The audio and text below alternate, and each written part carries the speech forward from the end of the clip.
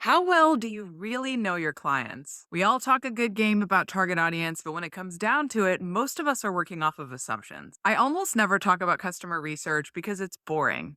And a lot of us think that we know what our customers are thinking, feeling, and doing. So we skip over that part, even if it's told to us over and over again. We jump right to selling. And it's only when we do hit barriers there that we backtrack and actually start talking to our clients to really hear what they're facing, what their situations are, what motivates them, and what's driving them to pay for a solution. But today we're going to talk about customer research. And it's because I've met a market researcher who's actually connecting the dots between research and sales. Abhishek Kumar is the CEO of Deep Research. And he's not churning out reports or transcripts. He's not doing PowerPoints.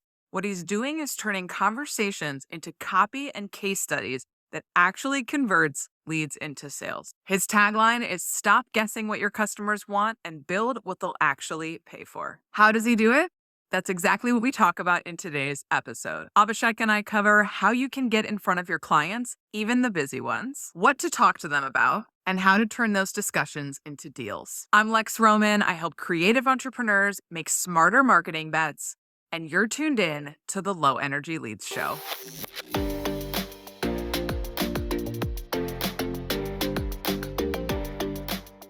Abhishek, welcome to the show. Hey Lex, it's good to be back. We're so excited to dive into how people can leverage the voices of their customers in their marketing. I think it is one of the biggest keys to growth is really hearing from your customers and then taking the words that they're saying, the language they're using, and moving it into your marketing. But I want to start by talking about your company, how your company came about, and what you do. So can you share with us when you started working for yourself? Yeah, this was January of this year when I quit my full-time job in IT. I was actually freelancing as a market researcher for like 2 years, but I had a full-time job in IT and I quit that in the January of this year, built my own agency and then brought my existing clients under the agency. And since then, because research is sort of, they are smaller projects, they run for like 4 to 8 weeks. So right now, like after like, I guess Feb or March, we started getting clients who we didn't know. So this was like outreach from our ad, and now we have been building that business over time. Amazing. Wow, it's only been a year. I didn't know that. Yeah. How did you find your very first client? My very first client was from this community called trends.vc. It's like a research community where the editor-in-chief, he shares reports on like what are the trending things in software. And so that's where I got my first client from, this person called Vit. He's a business person in Thailand who owns this travel company, and he wanted a bit of research on what he wants to do next. And had you been like actively in that community before, or were you just joining that when you started this business? What was your relationship So like I with them? had I had known the editor of that community for almost like 2 years. I had read their reports on and off, but when I quit my job in January, it was very purposeful. I paid for the community and I started being very active. And the good thing was they have this thing called the daily stand-up, and the more you interact with people, the better it is. So that's where I started posting regularly, and then people would start commenting like, "Hey, what are you doing research on?" And then that's where the conversation started happening, and I started going on these founder coffee chats with a bunch of people, and I think I've got like 3 customers from that community at this point, so it's been really fruitful. Yeah. And communities has been a big like lead source for you. You've been really active in communities. That's been a big part of your business building. Can you share with us a little bit about your community strategy and how that gets you clients? Yeah, so most of our clients at this point have currently come from communities, and we are very active in 6 or 7 communities where you have early stage founders who are sharing ideas, thinking about building a business. And in some cases, they have a business and now they are thinking about growth and other stuff. And in those communities, we actually try to go on like 3 to 4 founder coffee chats every single week. Those are like very casual, me sharing about my business, them sharing about their business. And in very rare instances, they have an immediate need for research. But in most cases, it's just talking about stuff. You build a connection with these people, and 2 months down the line, they either need it or they meet somebody who needs it. And for the past like in the past quarter, most of our like clients have come from these communities, but these conversations were had in like March, April of this year, and now those people are coming back with recommendations, or they have a need and now they know that okay, they spoke to this guy who does market research. And yeah, so communities have been a big part of our business. Other things that we really are active on is like if they have a daily stand up, we do those every single day. If they have a wins channel, whenever we do something good for our clients, we share that. So in some cases we've seen people who are our current clients, but they were like, hey, I was reading about you, but when you posted in the wins channel that this is a result that your client got, that's when I pulled the trigger.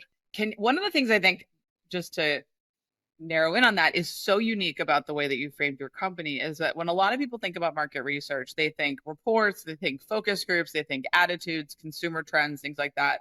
But what you're doing is actually much more targeted at marketing and how do companies actually build the things that people want to buy and connect the dots from what their customers are saying, their customer mindset, to like money in the bank for this company. So can you share with us a little bit about how you work, what you're offering now to founders? Yeah, certainly. And so one of the things that we realized is market research for most people is very vague and they don't know what the deliverables are. So that is something that we have made very clear on our website. And whenever I go on calls, it's like we actually speak to your clients. We go on calls with them. We let them write lengthy emails, just talk about stuff, and we try to keep our questions very open-ended. And the only clear validation is money in the bank. And if you're in the there are some cases where the founder is in the idea validation stage, so they haven't actually built the product, which means they can't take any money. And even in those cases we try to validate to an extent where we can make sure that okay, even if they have not spent money with you, they've spent money on a similar problem with others, or they've spent 6 months or at least a few months trying to solve that problem. It's a really painful problem in their life, and that's when you're able to validate it. Now the other part of it is most founders, when they think about research, about customer interviews, they only think about the product end of things, and that's where it stops for them. Okay, which feature should I build? Or much like a support ticket where you are like, okay, these are the features that we can improve. But what we realized is you can use those interviews to not only do that, but also feed a lot of those insights into your next marketing campaigns, into your next growth channels, into your website copy, where you can improve the onboarding, you can improve the activation of users and things like that. So we've like built a standardized report where we do all of those things through these interviews, because there's not a lot of incremental effort that goes into feeding those insights versus just like product insights. So those are the things that we really focus on, just to use those insights but also feed it to the product and the marketing strategy over time. Yeah, and that's a big gap. I mean, companies have had that gap for many years, and small businesses have that gap often, where there's just a disconnect there between people who might be interested in buying and the people who are making the product or the service. And figuring out what exactly those people are saying and sort of weaving that through is such a genius way to approach market research. One of the challenges I see people face when they are, especially if they're in a place where they don't currently understand that much about their buyers, maybe they're early stage or maybe they've been sort of selling, to a variety of people. There's not a clear pattern there. Is that if they're going out to do the kind of work that you're doing, you're trying to talk to your buyers, they're not sure how they can know if they're talking to buyers. Exactly as you said, the only validation is money in the bank. So, how do you think about recruiting people for these conversations to make sure they're buyers? Yeah, a lot of it depends on who these buyers are. So if you're doing research in the dating market, you might meet these people in cafes. If you're doing research on HRs, you go to LinkedIn. If you're doing research on, I don't know, like startup founders, for me, I go to these communities. So that's a very broad thing. Now, within these broader communities, you will have niche buyer personas that will be a fit for your product. And I guess initially, when you don't have an idea in terms of, okay, my audience is startup founders, but who among startup founders? If you don't have that idea, I would suggest that just go on 10 calls with startup founders. And over time, you will start to see patterns. For example, we are doing this research for a founder who wants to build something in the for bidding agencies, and we started speaking to a bunch of people.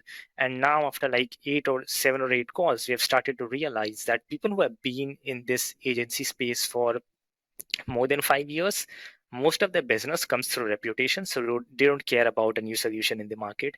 But people who are new to this space, who have been in the business for 1 or 2 years, they're still struggling with leads, and that's why we can actually ask these people to test the product that my client is building.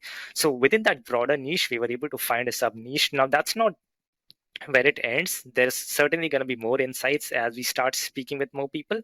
But now we have gone from stage one to stage two, which is we speak to bid writers, freelancers in the bidding space, but only those that have been in the business for like 1 year or less than a year, or maybe 1.5 years or so. Yeah. Okay. So this is what you just, that story you just shared highlights something that I see founders deal with a lot, which is they think their market is one thing, but then some of those people, or maybe all of those people, are actually not problem aware or solution shopping. Mhm. And maybe there's a subset, or maybe it's a whole different crowd. How do you have those conversations with founders? How should our listener think about, you know, are these people your people, or should you move on to a different niche? Yeah. So one is you will have, in most cases, you will have social signals. So HR is talking about, hey, I'm hiring this person. Or take, for example, we have this company who wanted to validate their ID and IT outsourcing, and they wanted to speak to a bunch of founders who are looking to outsource uh, IT-related jobs. And I guess one way of finding those signals is people who are regularly posting in these Slack communities that, hey, we have this job profile that's empty. We are going to pay a $5,000 reward to anybody who recommends us somebody. Or you go to LinkedIn and you see, okay, which person has reposted this job in the past few months. So those are jobs that are not getting filled. And now you know that they have the money. Two, they are spending time looking for a solution, and now you can go to them and tell them, hey, I'm doing research on this thing and we shall talk about it. So one is social signals.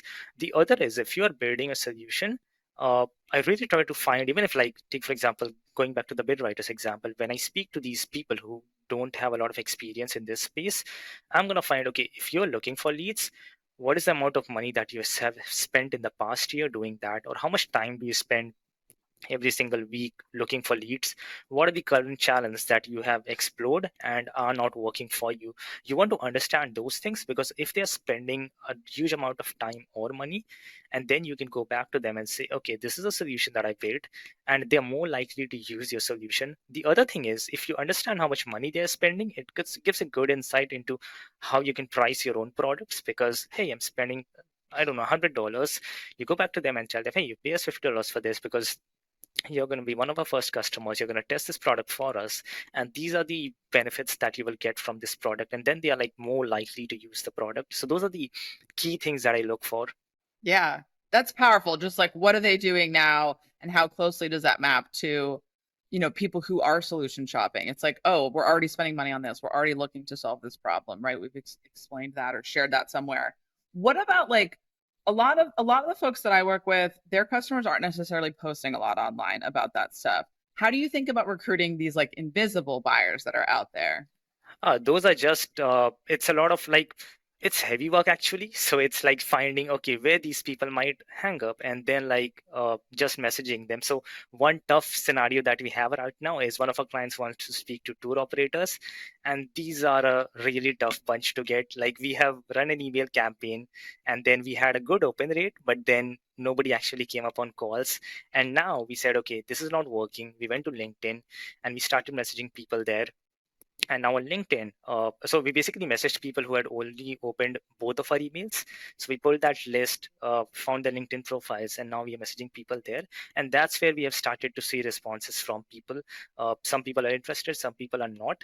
But then it was a tough thing to do. And especially like market research, it's not like a magic wand solution that happens in like 7 days or so. It's an ongoing process, and in some cases you find user buyer personas that are really easy to speak to. In other cases, you have buyer personas that are really tough to speak to. Now you can go about like finding them one-on-one if you don't have the budget to do that. But if you have the money, what you can do is, there are like some websites out there that will find these buyer personas for you, especially if you are targeting high net worth individuals, or you are targeting like head of marketing, head of HRs. Those people are really tough to get on calls just through emails or LinkedIn, just because they don't have a lot of time on the calendar. And that's where you can use other services to bring these people in. But in most cases, people are fairly easy to speak to. In other cases where they are not, it's just go multi-channel, find other ways to like find these people, and it takes a while. It is a grind sometimes. What are some of those recruiting services? I've never heard of those. Like, you're not talking about like usertesting.com. You're talking about something else, right? What are those things? So I don't have like specific names, but there are, because I actually asked my VA to do this, so I don't have the specific names. But there are services where you can put a bounty, say like I need 10 HRs that I need to speak to, and I'll pay $50 to any person who comes up on a call, and they will go and find these people. Obviously, they have their own margins as well, but there are like specific services that do that. Yeah, I love it. Get yourself a headhunter, find these high net worth people. Because, yeah, we definitely have a lot of folks in growth trackers and folks listening to the show who are targeting people that are really busy, targeting people that, have families and work lives and a lot going on. And so it is challenging to get folks on the phone. And that, I think, is one of the big pitfalls in market research. And that's one of the reasons why we're moving away from things like focus groups. Because, when I used to work with companies that did that, it was like people who didn't have jobs who had time to come talk about what they like about cars or snacks or whatever. And it's like, yes, for consumer attitude stuff, that's fine, but it doesn't quite play the same for high ticket services. Right. Yeah. And also, I guess on the flip side, if they are difficult to speak to, then also not a lot of people are speaking to them. So if you can get those insights somehow, then it's going to be really good. One thing that we have seen working really well with like people who are tough to speak to is you just send them a friend request on LinkedIn and just try to have a conversation with them. And after a week or so, you tell them, hey, I'm doing this research and would you be open to it?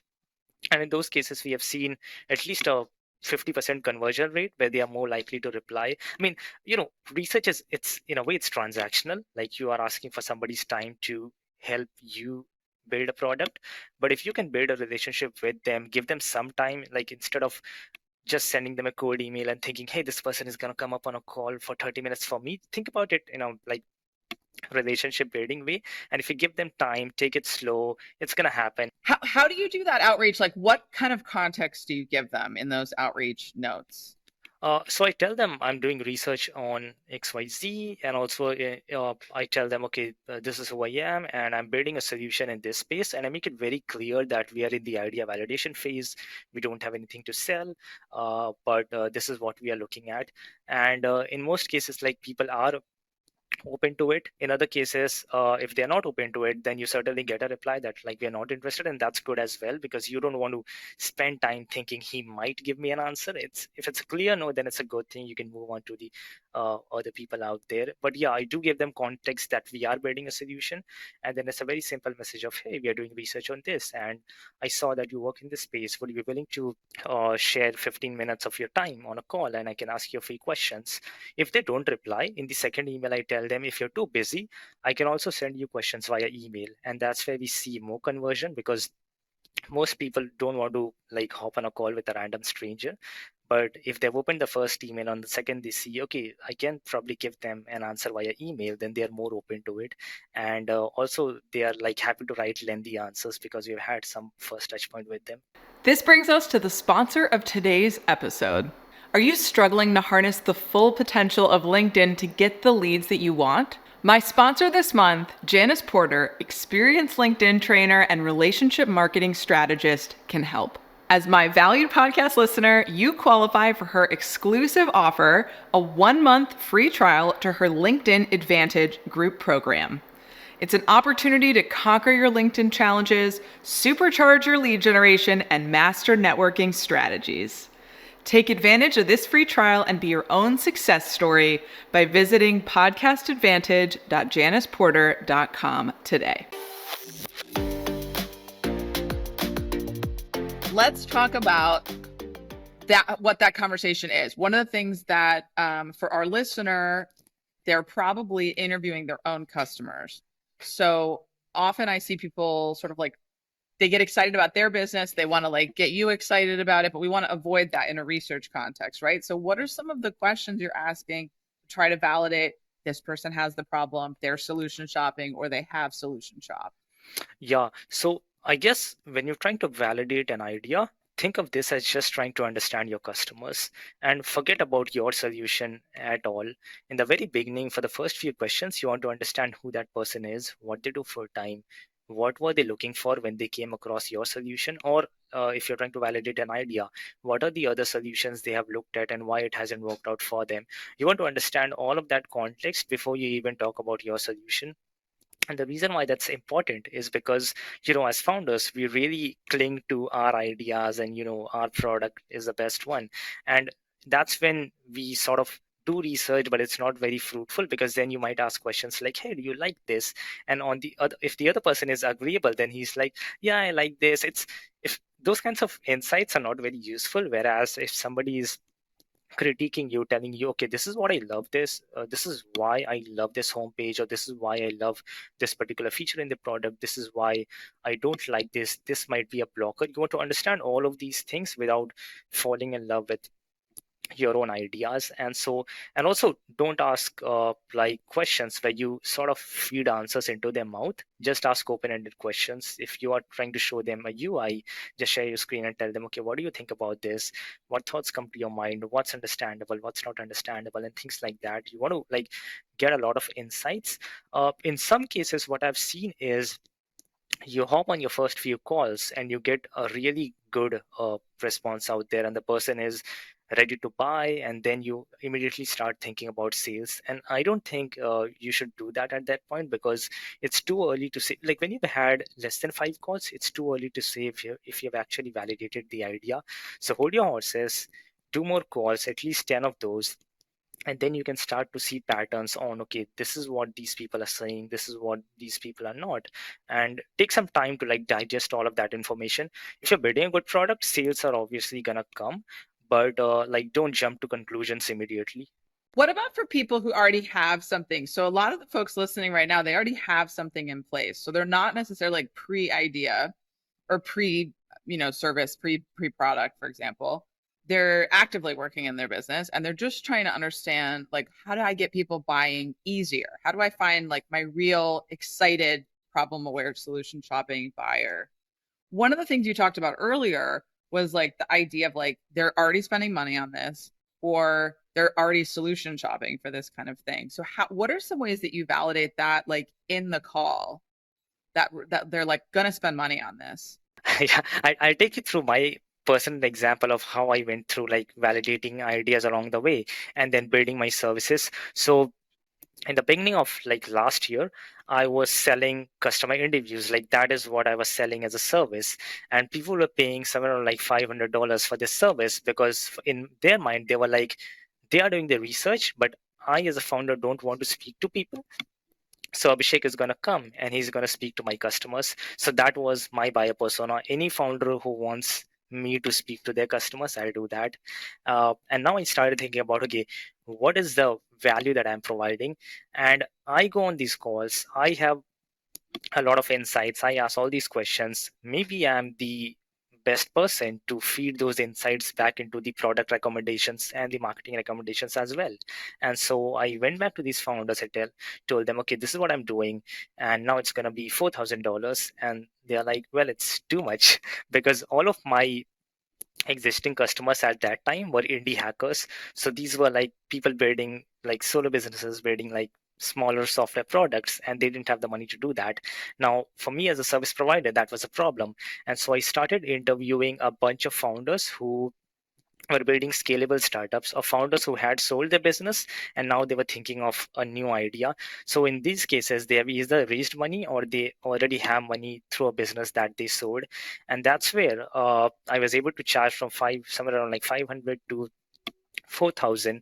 And now my deliverables became, okay, I'll help you validate your idea and do all of these things. And now in the past like couple months, we had a lot of conversations on like me trying to think, okay, how do I get better clients, and then how do I increase my deliverables? And again, I started thinking about who would be the buyers in this case. And now we sold our biggest package, which was like a $10,000 research plus strategy project, where not only are we giving them product and marketing recommendations, but we are actually helping them implement the UI UX part of it. And in that case, the actual buyer persona changed from a founder who is thinking of building something to a private limited company that's making a lot of money, but now they're thinking of building a new business division and they have money to spend on research. But not only that, once the research is done, they have the resources to hire people and then build a team and then put the resources into that validated idea. And so in my case, over time, I've jumped from like one buyer persona to the other buyer persona depending on what I want to do. And in each step, it has been a lot of testing, a lot of speaking to founders and understanding, okay, my current buyer persona cannot pay me that money and I can't provide them that value because it's not affordable for me as a person. So now I want to diversify from this buyer persona to the other buyer persona. Now that's not necessarily that I have ditched the other buyers. It's that I've added one more buyer persona to my current capabilities. Yeah. All right, let's pivot and talk about how you're listening, you're talking to all those different buyers, you're hearing great stuff, you're getting just like insight city. How do you take what people have said and turn it into messaging for your landing pages, for your emails and stuff like that? Yeah, so as a founder, we are really biased when we think about how we should talk about our product. And, if you go on calls, if those are not recorded, you might think that, okay, this person like spoke these, like they might speak similarly to what you said, but when you're trying to implement the messaging part of thing, it's really important to focus really deeply on the words they use to describe your product or your service, or the words they use to describe their problem. And in those cases, what I always recommend is record those calls, transcribe them, go through the entire transcript, reading everything and highlighting things wherever they are mentioned the problem or your solution, and highlight their exact words. And once you have like 10-20 different transcripts, you will start to see certain words that are coming up over and over again, a certain way of speaking about their problem, a certain way of describing your solution. So that's when, if you are a good copywriter, do it on your own. If you're not, then probably hire a freelance copywriter who can take those words and feed it back into your landing copy. uh, because you might think that your users really agree with you and they are saying basically the same things, but if you use like different words, then it's not going to convert as well. If the buyer, if they come to your website and they are like, they have a certain way of framing that problem, and if they see those exact words on your landing page, they are like, this person gets me, I'm going to give my money to this person versus the 5 other websites that I visited. Yeah, it's amazing how that like one word that the buyer uses, it might be a synonym, but it just comes across different when it comes from them. Yeah. Speaking of that, one of the things I think is cool that you offer is you offer like testimonials and case studies and stuff like that to your clients. How do you think about the role of social proof in this? Speaking of the customer quotes. Yeah. One part obviously is the social proof, and this is again from my experience. I bought your book, Lex, and I was thinking about buying your book for at least a month. And I'm not sure how many reviews it has on Gumroad, but I was thinking, okay, I don't have actually a lot of people speaking about this. I'm like, her website looks really cool. She knows her stuff. But this book thing, I'm really doubtful. And then I guess you updated the page, or maybe Gumroad did. And I opened it one day and I saw 70 people had bought it. And within 10 minutes, I had paid for the book. So I had like, I'd gone to your website. I had listened to your like podcast and stuff. I knew that you knew your stuff, but it took me a while to like build that trust. And it happened within 10 minutes as soon as there was this testimonial of 70 other people buying the book. And people they really do care, and that's the reason why I actively post in the wins channel of communities that I'm part of. I actively tell people, okay, this is the progress that I made, and then keep them in the loop, because it takes time for people to like build that trust and pay you money. The other part of it is, if you have a service that a lot of like people are buying, and you have like different buyer personas, in some cases you actually want to tell people that this is how you can use this service. And so if you have those case studies on your website, they can come to the website, look at the use cases and see, oh, all right, maybe this service is for me as well. I can use it in this way, because they have similar customers, you can use that. The other part of it is you onboard a customer. Once a customer has paid you money, when you're onboarding them, in your first few email campaigns, you can send them these case studies and they can look through. Okay, once, so in my case it could be, okay, once the research was done, this is how my previous customer used the research to build the next features, to use it in his marketing campaigns. So they have a better understanding of what should I do with whatever you are providing, whether it's a product or a service. How do I use this product? So one, obviously the obvious one is trust and like helping you get more conversions, but the other part is uh, telling people how you can use this product in a better way so that it's more useful to them as well. Yeah, we see Wilson and Ollie doing this really great with the Oh, they are Senja amazing. stuff, right? Senja's marketing. Yeah, because Senja's a review platform, and they're always like, here's how you can use reviews in your landing pages. Here's how you can use them in your social media. And it's like, oh, okay, I'm getting more ideas from the way that they're marketing here, and they're Yeah, not assuming that we know. one thing that I actually picked from the founders of Senja is they picked this really small niche of testimonials, and you go to the website and you see different use cases, and it's like amazing things can happen when you pick one thing and like rigorously think deeply about what are the different ways in which you can use that one thing across different platforms and across different uh, things within your business, and they have done a really good job at it. Abhishek, if you could give one tip for our audience on how to connect with their best clients, what would it be? Start speaking with people, and don't like make it time based. Give them time, take a few weeks to start speaking with people. If you don't exactly know who your buyer is, just to go broad and start to narrow down over time, you will start to get signals on which people are more interested. And whenever you speak to somebody, try to like write it down, what the use case is, what the buyer persona is, because if you can see the data in front of your eyes, it's going to be more easier for you to make those decisions. But yeah, like I guess the worst case is you don't know who your buyer is, and just to go broad and start niching down over time. Yeah, talk to your buyers, single biggest growth lever. Get that market insight. Is there anything that you're doing lately that you'd like to share with listeners? Oh, I guess on the agency side, like I told you, we just added like product and marketing strategy. So that's something that we added to our services. So if you are a business owner who's looking to validate an idea, or if you have an existing business and want to understand your customers better and feed those insights back into your product and marketing strategy, we can help. I love it. Go check out Deep Research. I love how you guys do your packaging. The whole way you frame research, I think, is so unique. So definitely recommend y'all go check that out. Abhishek, thank you so much for your time and your insights. Thank you, Lex. This was awesome. The way Abhishek breaks down research into smaller projects makes it faster and more actionable for small business owners like us. It means that we can have these conversations in an ongoing way and continuously fold what we're learning into the way that we're marketing and selling our services. If you've been having a hard time finding your buyers, or the messaging that you're putting out isn't quite resonating with them, talking with them can be the fastest way to figuring out what those gaps are. Pulling the exact phrasing they use, the way they state their problem, the way they talk about your solution can shortcut any translation issues that you might have in your marketing speak. And if you really don't want to talk to them, Abhishek's team is available to help. I've linked the Deep Research website in the show notes. By the way, the Stay Booked roadmap, which Abhishek mentioned in today's episode, is going on sale for Black Friday. I created the roadmap after many conversations with my own clients where I realized they were missing some of the basics of how to get leads and close sales. The roadmap walks you through it step by step, complete with templates. You can get a sample on my store, and you can stay tuned on the Low Energy Leads newsletter for that Black Friday sale.